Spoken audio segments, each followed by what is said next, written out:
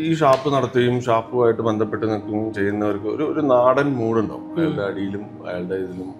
പിന്നെ അയാൾക്ക് കിട്ടുന്ന പെയിൻ, അയാളുടെ ദേഹത്തോട്ട് അടിക്കുമ്പോഴും തലയിൽ ബോട്ടിലിട്ട് പൊട്ടിക്കുമ്പോഴെല്ലാം ആ പെയിൻ ഇയാൾ ഭയങ്കരമായിട്ട് എൻജോയ് ചെയ്യുന്നത്. ARM ചെയ്ത സമയത്ത് കംപ്ലീറ്റ്ലി കളരിയായിരുന്നു. അപ്പൊ കളരിന്റെ യാതൊരു അംശവും ഇതിൽ വരാൻ പാടില്ല. ഇവൻ ബ്ലോക്ക് ചെയ്യുമ്പോഴും നമ്മൾ ഇടിക്കുമ്പോഴൊന്നും ഓട്ടോമാറ്റിക്കലി ഇതിൽ വരുന്നുണ്ടോ എന്നാണ് ഞാൻ ഏറ്റവും കൂടുതൽ അതാണ് നോക്കിയത്. എന്തെങ്കിലും രീതിയിൽ കളരിയുടെ അംശം വന്നു കഴിഞ്ഞാൽ നമ്മൾ അടിയൊക്കെ എന്ന് പറഞ്ഞു കഴിഞ്ഞാൽ റിയൽ ആയിട്ടുള്ള അടിയാണ്.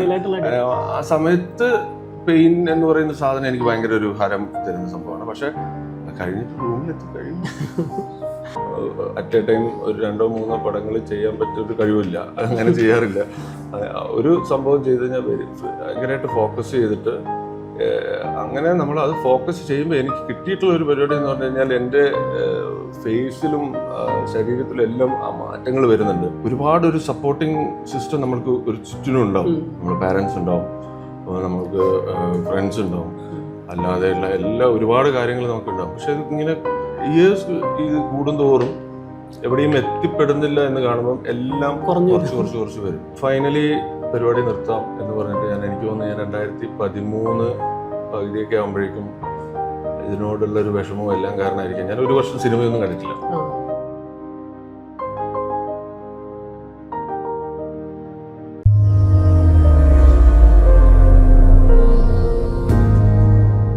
പ്രാവൻകൂട് ഷാപ്പ് എന്ന ഏറ്റവും പുതിയ ചിത്രത്തിലെ ഗംഭീര കഥാപാത്രത്തെ അവതരിപ്പിച്ച ശിവജിത്താണ് നമ്മുടെ കൂടെ.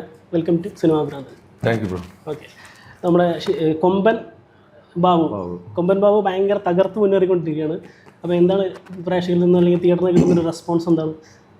സിനിമയ്ക്കും അതുപോലെ കഥാപാത്രത്തിനൊക്കെ കിട്ടുന്നൊരു?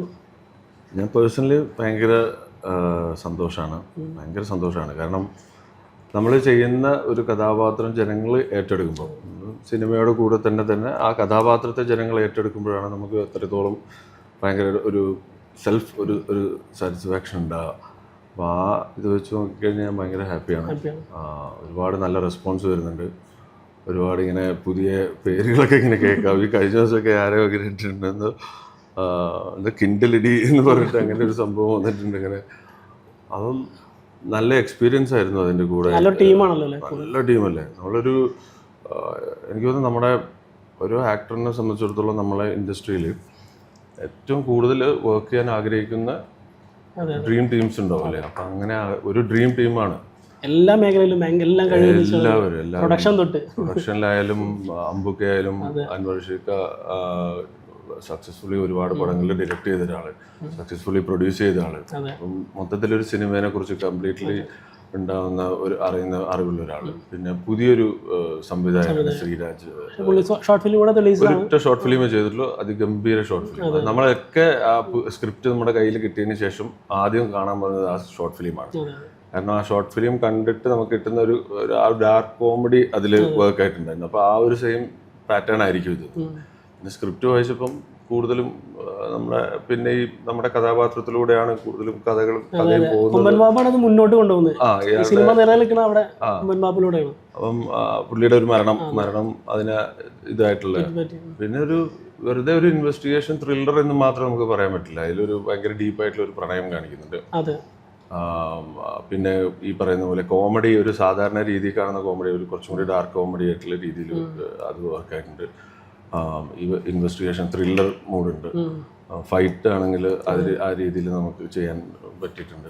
മൊത്തത്തിലൊരു ഫൈറ്റ് ഇതിൽ ഭയങ്കര രസമായിട്ട്, ഭയങ്കര റിയലിസ്റ്റിക് ആണ്. അതുപോലെ തന്നെ ആ ഒരു തവി എടുത്തിട്ടുള്ള അടിക്കുന്ന ഭയങ്കര രസമായിട്ട് ചെയ്തിട്ടുണ്ട്. മറ്റേ മൂത്രപ്പുഴ അടി അത് 2 ഷോട്ടേ ഉള്ളൂ. അതായത് ഒരു ഹാഫ് വരെ ഒന്നും പിന്നീട് ഒന്നും. പ്രിപ്പറേഷൻ ഭയങ്കര അങ്ങനെ കയറി വന്ന് അങ്ങനെ ആദ്യം ചട്ടിന്ന് ഒരു കയ്യിലെടുക്കും, അത് വേറെ ചട്ടിന്ന്, പിന്നെ അങ്ങനെ പുള്ളിയിൽ മൂവ് ആണല്ലോ. പുള്ളി എന്നോട് ക്യാരക്ടർ ഡിസ്ക്രൈബ് ചെയ്ത സമയത്ത് എൻ്റെ അടുത്ത് പറഞ്ഞു വെച്ചാൽ ഒരു കൊമ്പൻ ബാബു, അതായത് നമ്മളെ ഈ ഒറ്റയാൻ പോലെ, അതായത് ഒരുപാട് ആൾക്കാരെ കൂട്ടിയിട്ട് വന്നിട്ട് അടിക്കുക, അല്ലെങ്കിൽ ഒരു ഗ്യാങ്സ്റ്റർ അല്ലെങ്കിൽ ഒരു ഗ്യാങ് ഉള്ള ആളല്ല. പുള്ളിയിൽ തന്നെ എല്ലാം വിശ്വാസമുള്ളതാണ്. പുള്ളി അതുപോലെ തന്നെ ഈ ദേഷ്യം അല്ലെങ്കിൽ അയാൾക്ക് ഉണ്ടാകുന്ന ഇത് അയാൾ കൊണ്ടു നടക്കുന്നില്ല, അവിടെ തീർക്കുകയാണ്. ഈ ഫൈറ്റ് ചെയ്ത സമയത്തുള്ള ആൾക്കാർ തന്നെ പിന്നെയും അവിടെ വന്നിട്ട് കളു കുടിക്കുന്നു. അതൊന്നും ഒരു വിഷയമല്ല. അങ്ങനെയുള്ള ആ സമയത്തും കള്ള് ഷാപ്പിലോട്ട് കയറുന്ന സമയത്തും ആ ഫൈറ്റിന്റെ സമയത്തും മറ്റു ഫൈറ്റ് കാണുമ്പോൾ പുള്ളിക്ക് അത് കുഴപ്പമില്ല, ഇത് കള്ള് ഷാപ്പാണ്, അവിടെ അടി ഉണ്ടാവും എന്നുള്ളതാണ്. അത് ശരിയാണ്, പുള്ളി അടിച്ച് പോയ ആൾക്കാരാണ് പുള്ളിയെ നൈസായിട്ടൊന്ന് ഇത് ചെയ്തപ്പോഴാണ്. പിന്നെ പുള്ളിയുടെ ഒരു പ്രോസസ് ഉണ്ട്, ഭയങ്കരമായിട്ട് എൻജോയ് ചെയ്തിട്ടാണ് ഒരു കാര്യത്തിലോട്ട് ഇങ്ങനെ ചെയ്യുന്നത്. എല്ലാ കാര്യവും അങ്ങനെയാണ്. പുള്ളിയുടെ ഫിസിക്കും അത് ആ ഒരു കൊറിയോഗ്രാഫിയൊക്കെ ഒരുപോലെ നിൽക്കുന്ന പറയുന്നത്, ആ ഒരു ഭയങ്കര റോ ആയിട്ടുള്ളൊരു ഫിസിക്ക് അങ്ങനെ ആക്കണം എന്ന് പറഞ്ഞാണ്. ഫിസിക്ക് ഞാൻ പൊതുവേ എൻ്റെ ആദ്യത്തെ സിനിമ തൊട്ട് എടുക്കുവാണെങ്കിൽ ഒരു ക്യാരക്ടർ എൻ്റെ കയ്യിൽ കിട്ടിക്കഴിഞ്ഞാൽ കംപ്ലീറ്റ്ലി ആ ക്യാരക്ടറിൻ്റെ സ്വഭാവം, പിന്നെ അയാൾ എന്താണ് ചെയ്തുകൊണ്ടിരുന്നത് അത്രയും കാലം, അതിനനുസരിച്ചുള്ളൊരു ഫിസിക്ക്. ഇപ്പം വീരം ആണ് എൻ്റെ ആദ്യത്തെ മൂവി, ജയരാജ് സാറിൻ്റെ. അപ്പോൾ വീരം ചെയ്യുന്ന സമയത്ത് ആരോമൽ ചാഗോർ എന്ന് പറയുന്ന ഒരു വലിയൊരു അംഗം ചെയ്യുന്ന, അല്ലെങ്കിൽ കളരിപ്പയറ്റ് ചെയ്യുന്ന, മാർഷൽ ആർട്ട് ചെയ്യുന്ന ഒരാൾ, അയാളുടെ ഫിസിക്ക് എപ്പോഴും ഭയങ്കര ഫ്ലെക്സിബിളും ആയിരിക്കും, എന്നാൽ ഭയങ്കരമായിട്ട് ഒരു ആ ഫിഗർ ഭയങ്കര രസമായിരിക്കും, കാരണം കളരിയും ഇതും ചെയ്യുന്നുണ്ട്. അപ്പോൾ അതിന് വേണ്ടിയിട്ട് ഇപ്പം നമ്മൾ ചെയ്തിരിക്കുന്നത് രാവിലെ തൊട്ട് ഒരു ഉച്ചവരെയൊക്കെ കളരി പ്രാക്ടീസ് ചെയ്തതിന് ശേഷം ഈവനിങ് ടൈമിൽ വർക്കൗട്ട്, മറ്റ് വർക്കൗട്ട്, ഷേപ്പ് ചെയ്യുന്ന വർക്കൗട്ടുകൾ, ജിമ്മ് പരിപാടികളൊക്കെ ചെയ്തു. പിന്നെ അതിനുശേഷം രണം ചെയ്ത സമയത്ത് ഒരു കംപ്ലീറ്റ്ലി ഒരു അമേരിക്കയിൽ ഒരു ബിസിനസ് ആയിരുന്നു, അപ്പം നോർമൽ ഒരു ശരീരമാണ്. അപ്പോൾ ആ ശരീരം പെട്ടെന്ന് ഇരിക്കും. പിന്നെ കൽക്കി ചെയ്ത സമയത്ത് അതില് വീരത്തിൽ ഞാൻ ചെയ്ത 6 pack അതിൽ ചെയ്തിട്ടുണ്ട്, കൽക്കിയിലും ചെയ്തിട്ടുണ്ടെങ്കിൽ രണ്ടും ഡിഫറെന്റ് ആണ്. കാരണം അതിലൊരു കൽക്കിയിൽ ഒന്നും കൂടി വെച്ചാൽ അയാൾ ഡ്രിങ്ക് ചെയ്യും, സിഗരറ്റ് സ്മോക്ക് ചെയ്യും, അയാൾ ബോക്സറാണ്. അപ്പൊ അങ്ങനെ ചെയ്യുന്നവർക്ക് ഒരു ഫിസിക്ക് ഉണ്ട്. അപ്പൊ എൻ്റെ ഒരു ആശാനുണ്ട്, പുള്ളിയോട് ഞാൻ സാധാരണ ഒരു ജിമ്മിൽ പോയിട്ട് കുറെ വർക്കൗട്ട് ചെയ്തിട്ട് ഫിസിക്ക് അങ്ങനെ ഉണ്ടാക്കുന്നതിന് മുന്നേ ഞങ്ങൾ ഒരു ഫിഗർ ചെയ്യും. റുബാഷ് എന്ന് പറഞ്ഞിട്ട് വളരെ മിസ്റ്റർ സൗത്ത് ഇന്ത്യ ഒക്കെ ആയിരുന്നു, എൻ്റെ അടുത്ത സുഹൃത്താണ്. പുള്ളിയായിട്ട് ഇരുന്നിട്ട് ഇതിനെക്കുറിച്ച് ഡിസ്കസ് ചെയ്യും, ഇങ്ങനെയുള്ളവർക്ക് എവിടെയൊക്കെ മസിൽസ് കൂടുതൽ വരും, അല്ലെങ്കിൽ എങ്ങനെയായിരിക്കും അത് കാണാൻ വേണ്ടിയിട്ട്, ഏത് ലുക്കായിരിക്കും. അങ്ങനെ നമ്മൾ ഈ കൽക്കിക്കൊക്കെ ശരിക്കും പറഞ്ഞു കഴിഞ്ഞാൽ പുള്ളി വരയ്ക്കും കൂടി ചെയ്യുന്നതാണ്. അപ്പോൾ പുള്ളി ഇതിൻ്റെ വരച്ചിട്ട് തന്നെ ചെയ്തത്. അപ്പോൾ ഈ കാണുമ്പോൾ നമുക്ക് പേടിയായി ഇതെങ്ങനെ ഇങ്ങനെ ചെയ്യാൻ പറ്റുമോ എന്നുള്ളൊരു കൺഫ്യൂഷൻ വരും. പക്ഷെ പുള്ളി അത് വർക്കൗട്ട് ചെയ്തിട്ട് അതിനനുസരിച്ചുള്ള വർക്കൗട്ടായിരിക്കും ഞാൻ ചെയ്യാം. പിന്നെ തുപ്പൻ തമ്പുരാൻ കുമാരിയിൽ ചെയ്ത സമയത്ത് അങ്ങനെ വേണ്ടല്ലോ, പഴയ മറ്റേ ഇതല്ലേ, അപ്പം കുറച്ച് വയറൊക്കെ വേണം. അപ്പം അതിന് വേണ്ടിയിട്ട് നല്ല ഫുഡ് കഴിച്ചു. ഈ മൂവിക്ക് വേണ്ടിയിട്ട് എനിക്ക് എല്ലാ ദിവസവും കള്ളു കുടിക്കുകയും അല്ലെങ്കിൽ ഈ ഷാപ്പിലെ കപ്പയും ഇതൊക്കെ കഴിക്കുന്ന ഒരു മനുഷ്യൻ, എന്നാൽ അയാളൊരു മാസമായിരിക്കണം, അയാളൊരു ആരോഗ്യവാനായിരിക്കുകയും ചെയ്യണം. അപ്പം അങ്ങനെയുള്ളൊരു ശരീരം ഉണ്ടാക്കാൻ വേണ്ടിയിട്ട്. അപ്പം അവസാനത്തെ ഒരു 1 വീക്ക് എൻ്റെ ഡയറ്റ് ഭയങ്കര ഡിഫറെൻ്റ് ആയിരുന്നു. അതായത് രാവിലെ, ഉച്ചയ്ക്ക്, വൈകുന്നേരം എൻ്റെ ഭക്ഷണം ബിരിയാണി മാത്രമാണ്. വൈകുന്നേരം ബിരിയാണി മേടിക്കുമ്പോൾ 2 എണ്ണം മേടിക്കും, കാരണം രാവിലെ ബിരിയാണി കിട്ടില്ല. അപ്പോൾ ഒന്ന് ഫ്രിഡ്ജിൽ വെച്ചിട്ട് രാവിലെ എടുത്ത് ചൂടാക്കിയിട്ട് വീണ്ടും കഴിക്കും. അങ്ങനെ ഞാൻ അത് കേട്ടപ്പോൾ ഭയങ്കര സന്തോഷമായി, കാരണം എനിക്ക് ബിരിയാണി ഭയങ്കര ഇഷ്ടമുള്ള ഒരാളാണ്. പക്ഷേ രാവിലെ ബിരിയാണി കഴിച്ച്, ഉച്ചയ്ക്ക് ബിരിയാണി കഴിച്ച്, വൈകുന്നേരം നമുക്ക് കഴിക്കാൻ പറ്റില്ല, ഭയങ്കരമായിട്ടൊരു ബുദ്ധിമുട്ട് വരും. പക്ഷേ ഒരു 6 ദിവസം എടുത്തു ആ ഒരു പ്രോസസ്സ് വരാൻ വേണ്ടി. അപ്പോൾ ശരിക്കും അങ്ങനെയുള്ളൊരു ബോഡി വന്നു. അതിൻ്റെ ഇടയിൽ വർക്കൗട്ടും കാര്യങ്ങളും ഉണ്ട്. അങ്ങനെയാണ് ഇതിൻ്റെ ഫിസിക്കലോട്. പിന്നെ ഇതിൻ്റെ ഫൈറ്റ് മാസ്റ്റർ, കലൈൻ മാസ്റ്റർ, നമ്മുടെ മാർക്കോയൊക്കെ ചെയ്തിട്ടുള്ള, നമ്മൾ ആ സമയത്ത് തന്നെയാണ് മാർക്കോയുടെ ഷൂട്ടും ഉണ്ടായിരുന്നത്, കലൈൻ മാസ്റ്ററാണ്. അപ്പോൾ ആദ്യം തന്നെ പറഞ്ഞിരുന്നു ഈ ഒരു ഫൈറ്റ് ഇതിലൊരു ഭയങ്കര ഇമ്പോർട്ടൻ്റ് ആണ്. കാരണം ഈ ഒരു വ്യക്തിയെക്കുറിച്ച്, ഇങ്ങനെയുള്ള ഒരു വ്യക്തി ഒരിക്കലും മറ്റേ ഒരു മരണത്തിലോട്ട് അയാളായിട്ട് പോയില്ല എന്നുള്ളത് കാണിക്കാൻ വേണ്ടിയിട്ട്, ഇയാളുടെ ഒരു വലിയൊരു ക്യാരക്ടർ കാണിക്കാൻ വേണ്ടിയിട്ടുള്ള ഫൈറ്റാണ്. അപ്പം ഈ ഷാപ്പ് നടത്തുകയും ഷാപ്പുമായിട്ട് ബന്ധപ്പെട്ട് നിൽക്കുകയും ചെയ്യുന്നവർക്ക് ഒരു നാടൻ മൂടുണ്ടാവും, അയാളുടെ അടിയിലും അയാളുടെ ഇതിലും. പിന്നെ അയാൾക്ക് കിട്ടുന്ന പെയിൻ, അയാളുടെ ദേഹത്തോട്ട് അടിക്കുമ്പോഴും തലയിൽ ബോട്ടിലിട്ട് പൊട്ടിക്കുമ്പോഴെല്ലാം ആ പെയിൻ ഇയാൾ ഭയങ്കരമായിട്ട് എൻജോയ് ചെയ്യുന്നുണ്ട്. ചില സീനിൽ കൊണ്ടറിയാം അയാൾ ഭയങ്കരമായിട്ട് ചിരിക്കുകയൊക്കെ ചെയ്യുന്നുണ്ട്.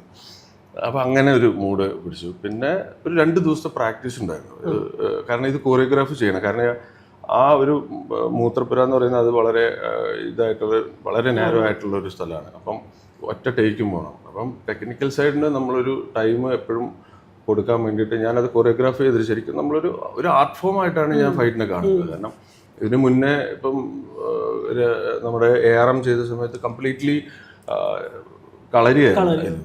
അപ്പം കളരിൻ്റെ യാതൊരു അംശവും ഇതിൽ വരാൻ പാടില്ല. ഈവൻ ബ്ലോക്ക് ചെയ്യുമ്പോഴും നമ്മൾ ഇടിക്കുമ്പോഴൊന്നും ഓട്ടോമാറ്റിക്കലി ഇതിൽ വരുന്നുണ്ടോ എന്നാണ് ഞാൻ ഏറ്റവും കൂടുതൽ അതാണ് നോക്കിയത്. എന്തെങ്കിലും രീതിയിൽ കളരിയുടെ അംശം വന്നു കഴിഞ്ഞാൽ നമ്മൾ പോയി. അപ്പം അങ്ങനെ മൈന്യൂട്ടായിട്ട് വളരെ ശ്രദ്ധിച്ചിട്ട് പിന്നെ മാസ്റ്ററും വളരെ സപ്പോർട്ടീവായിരുന്നു. ആ പ്രാക്ടീസ് കഴിഞ്ഞിട്ട് നമ്മളങ്ങനെ ചെയ്തൊരു പരിപാടിയാണ്. അത് നന്നായിട്ട് വർക്കൗട്ട് ആയിട്ടുണ്ട്. സ്ക്രീൻ സീനിൽ നമുക്ക് കാണുമ്പോൾ തന്നെ ഭയങ്കരമായിട്ടൊരു ഇമ്പാക്റ്റ് ഉണ്ടായിരുന്നു. പിന്നെ കൂടുതൽ എനിക്ക് ചെയ്യുമ്പോൾ ഈ പറയുന്ന പോലെ കുറേ ഒന്നും ഫേക്കിലൂടെ അല്ലാതെ കുറച്ചും കൂടി അത് ഫീൽ ചെയ്ത് ചെയ്യാൻ ഇഷ്ടമാണ്. കുറേയൊക്കെ ആ കണ്ടാൽ മനസ്സിലാവും ശരിക്കും ആ അടിയൊക്കെ എന്ന് പറഞ്ഞു കഴിഞ്ഞാൽ റിയൽ ആയിട്ടുള്ള അടിയാണ്.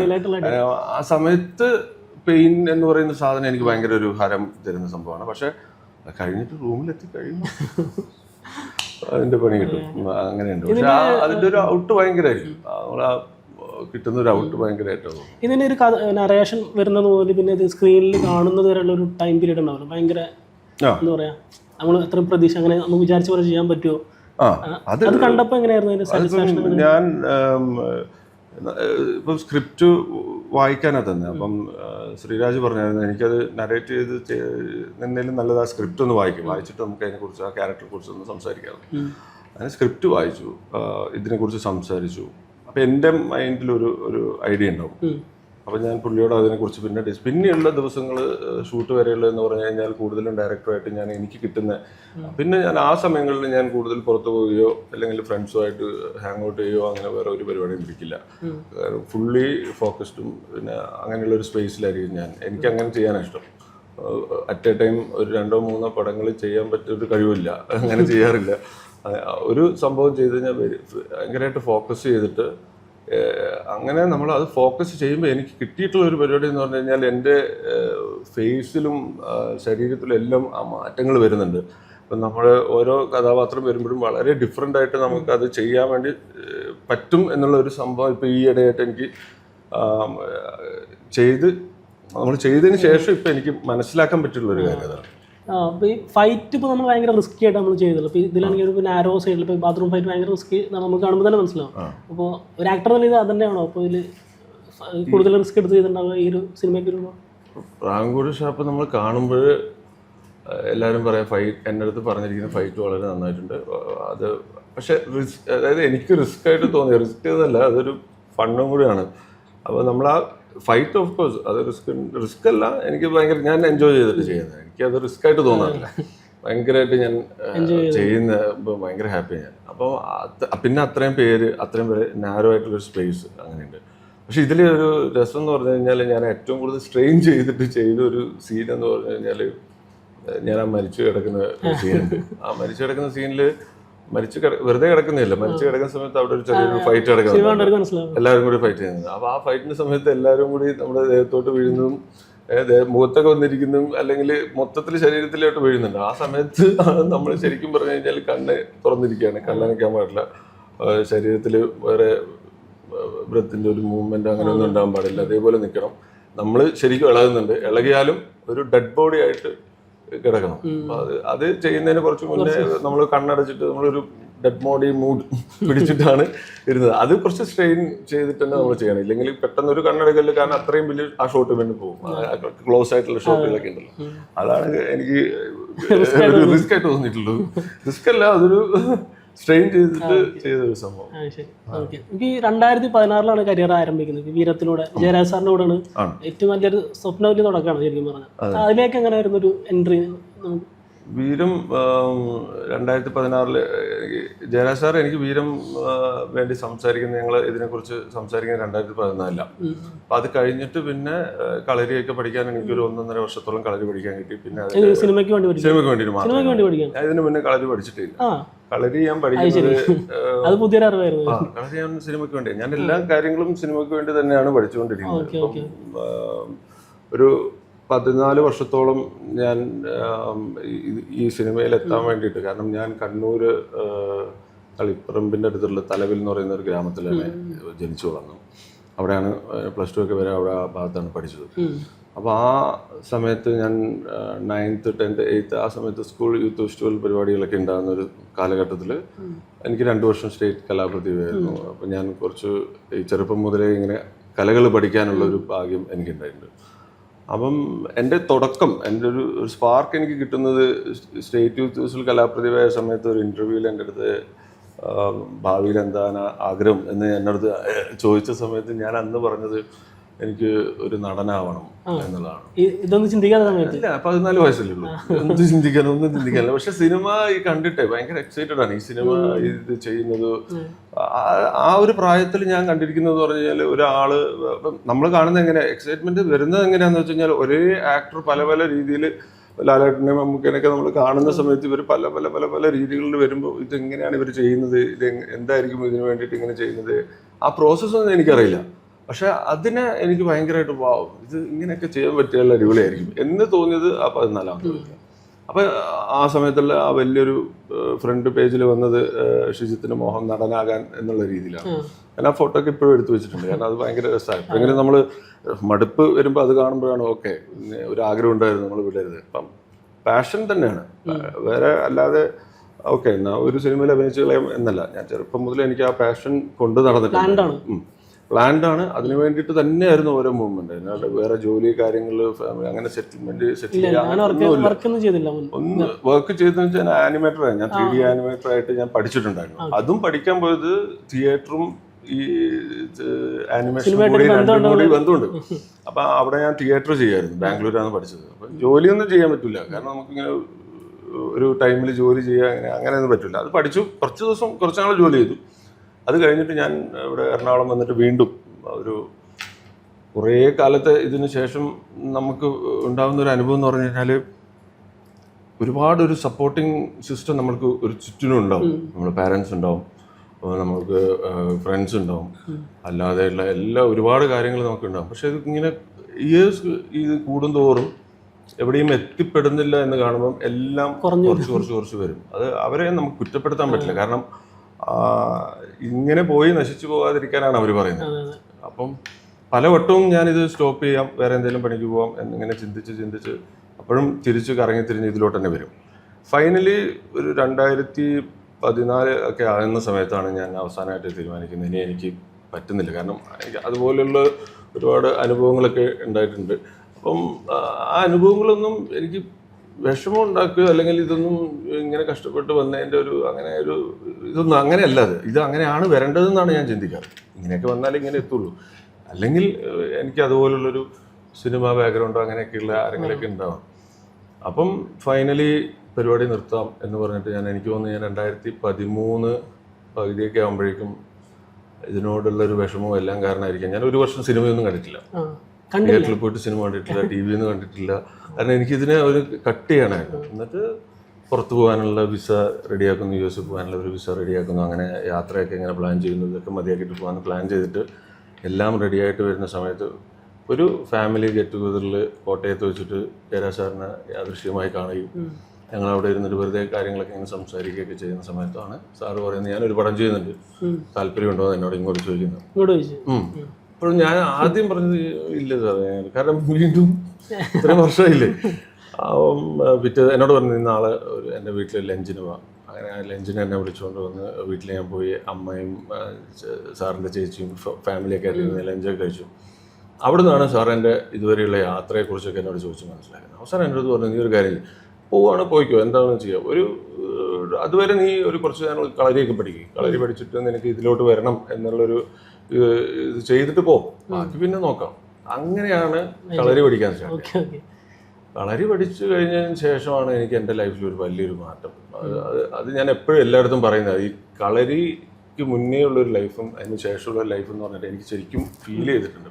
നമ്മൾ ശരിക്കും ഇവിടെയുള്ള എല്ലാ കുട്ടികളും ആൾക്കാരൊക്കെ അതിൻ്റെ ഡെപ്ത് മനസ്സിലാക്കിയിട്ട് അത് പ്രാക്ടീസ് ചെയ്ത് കഴിഞ്ഞാൽ വളരെ നല്ലൊരു ആർട്ട് ഫോമാണ്. ഒരിക്കലും അതൊരു ആയോധന കല ആണെങ്കിൽ കൂടിയും അത് നമുക്ക് ഒരിക്കലും ഒരാളോട് ഫൈറ്റ് ചെയ്യാൻ തോന്നുന്ന ഒരു പരിപാടിയല്ല. നമുക്ക് എപ്പോഴും ഭയങ്കര ക്ഷമയും കാര്യങ്ങളും ചെയ്യരുത് എന്ന് പറയാനാണ് അത് പഠിപ്പിക്കുന്നത്. അതാണ് എനിക്ക് കിട്ടിയിട്ടുള്ളൊരു സംഭവം. അങ്ങനെ കളരി പഠിച്ചതിന് ശേഷമാണ് ആ പടം ചെയ്യുന്നത്. ആ പടം ചെയ്തപ്പോൾ പിന്നെ എനിക്ക് രണ്ടാമത് പെട്ടെന്ന് ഒരു പടമൊന്നും കിട്ടിയില്ല. രണം US-ലാണ് ഷൂട്ട്. അപ്പോൾ ഞാൻ അവിടെ എത്തി. ഞാൻ US-ലെത്തി. ഞാൻ അതിൻ്റെ ഇടയിൽ ഞാൻ വിസയൊക്കെ നോക്കിയിട്ട് ചെയ്തിട്ടുണ്ടായിരുന്നു. അങ്ങനെ പോയതാ. അപ്പോൾ ഞാൻ US-ലെത്തിയപ്പോൾ ഞാൻ അവിടുത്തെ ടീം ഇതിൻ്റെ റൈറ്ററൊക്കെ ആയിട്ട് സംസാരിച്ചു.